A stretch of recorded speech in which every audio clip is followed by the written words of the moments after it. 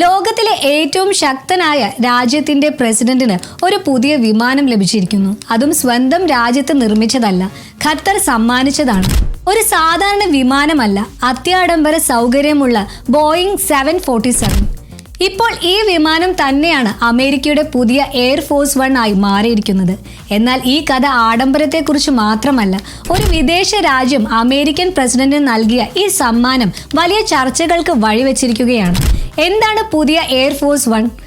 ഇത് മുൻപ് ഖത്തർ രാജകുടുംബം ഉപയോഗിച്ചിരുന്ന ബോയിങ് 747 വിമാനമാണ്. പിന്നീട് അമേരിക്കൻ പ്രസിഡന്റിന്റെ യാത്രകൾക്കായി ഇത് പ്രത്യേകമായി പരിഷ്കരിച്ചു. നിലവിലെ എയർഫോഴ്സ് 1-നേക്കാൾ വലിപ്പത്തിലും ആഡംബരത്തിലും ഇത് മുന്നിലെന്നാണ് റിപ്പോർട്ടുകൾ. ഡൊണാൾഡ് ട്രംപ് അടുത്ത മാസം നടക്കുന്ന നാറ്റോ ഉച്ചകോടിയിലേക്കുള്ള യാത്രയ്ക്കായി ഈ വിമാനം ഉപയോഗിക്കുമെന്ന് പ്രഖ്യാപിച്ചിട്ടുണ്ട്. അകത്ത് എന്തൊക്കെയുണ്ട്? വിമാനം സന്ദർശിച്ച മാധ്യമപ്രവർത്തകർ വിവരിക്കുന്നത് വിമാനത്തിന്റെ ഉൾഭാഗം ഒരു കൊട്ടാരം പോലെയാണെന്നാണ്.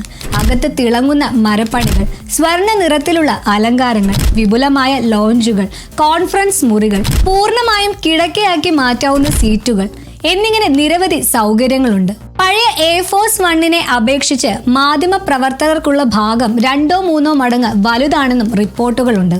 ഉയരുന്ന ചോദ്യം: അമേരിക്ക പോലൊരു രാജ്യത്തിന് എന്തിനാണ് മറ്റൊരു രാജ്യത്തിന്റെ സമ്മാന വിമാനം? അതിൽ ചില കൗതുക കാര്യങ്ങളുണ്ട്. അമേരിക്ക ഇതിനകം തന്നെ പുതിയ എയർഫോഴ്സ് 1 വിമാനങ്ങൾ ബോയിങ്ങിനോട് ഓർഡർ ചെയ്തിട്ടുണ്ട്. എന്നാൽ അവയുടെ ഡെലിവറി 2028-ലേക്കാണ് നീണ്ടുപോയിരിക്കുന്നത്. അതിനാൽ അതുവരെ ഉപയോഗിക്കാനുള്ള ബ്രിഡ്ജ് എയർക്രാഫ്റ്റ് ആയിട്ടാണ് ഖത്തറിന്റെ ഈ വിമാനം ഉപയോഗിക്കുന്നത്. എന്തുകൊണ്ടാണ് വിവാദം? ഒരു വിദേശ സർക്കാർ നൽകിയ കോടിക്കണക്കിന് ഡോളർ വില വരുന്ന സമ്മാനം അമേരിക്കൻ പ്രസിഡന്റ് സ്വീകരിക്കുന്നത് ശരിയാണോ? ഇതാണ് വിമർശകർ ഉയർത്തുന്ന ചോദ്യം. ഇത്തരം സമ്മാനങ്ങൾ ഭാവിയിൽ രാഷ്ട്രീയ സ്വാധീനത്തിന് വഴിവെക്കുമോ എന്ന ആശങ്കയും ചിലർ പ്രകടിപ്പിക്കുന്നുണ്ട്. എന്നാൽ ട്രംപ് പറയുന്നത് മറ്റൊന്നാണ്.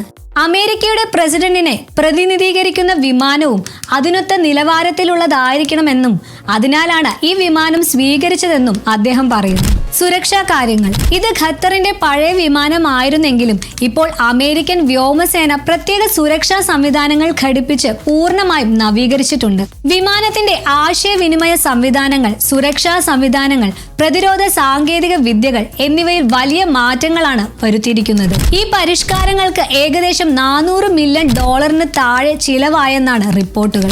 ഒരു കാര്യം വ്യക്തമാണ്: ഇതൊരു വിമാനത്തിന്റെ കഥ മാത്രമല്ല, ലോക രാഷ്ട്രീയവും അധികാരവും പ്രതിച്ഛായയും എങ്ങനെ തമ്മിൽ ബന്ധപ്പെടുന്നു എന്നതിന്റെ ഒരു ഉദാഹരണം കൂടിയാണ്.